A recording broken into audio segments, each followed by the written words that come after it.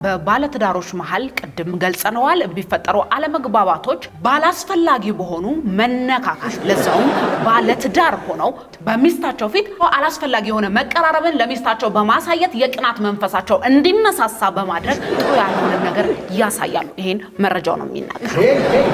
ወለዚህ ነው ሰዓት ቆይረ ነው ላይ ነው ነው እሺ ስሜት ነው በቃ እሺ ቴንክ ዩ አመሰግናለሁ። አማሪ አሪፍ አረጋቻ አመሰግናለሁ። እሺ ራስ ማሰራችንም ነው እንዴ ስራዋ ነው እኮ አይደል እንዴ እኮ ስራዋ ከረባት ማሰር እንጂ መገልፈጥ አይደለም።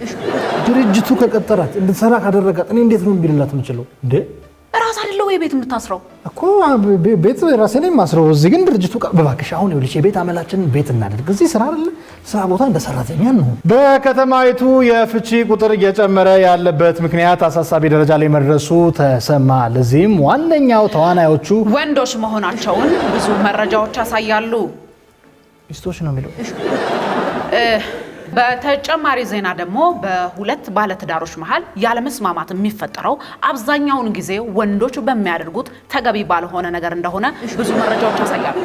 ይህ በእንዲህ እንዳለ ከፍተኛው ፐርሰንትን እያስቆጠሩ ያሉት ሴቶች ናቸው። ትዳር ላይ የቤቱ ማገር ምሰሶ የሆነውን አባወራን በትንሽ በትልቁ የቅናት መንፈስ እየጨቀጨቁ እንቅልፍ በመንሳትና አላስፈላጊ ጭቅጭቅን በመስጠት ደክሞት ዝሎት እንዲወድቅ የሚያደርጉት ዋነኞቹ ሴቶች እንደሆኑ ጥናቶች ያሳያሉ ነው የተባለው።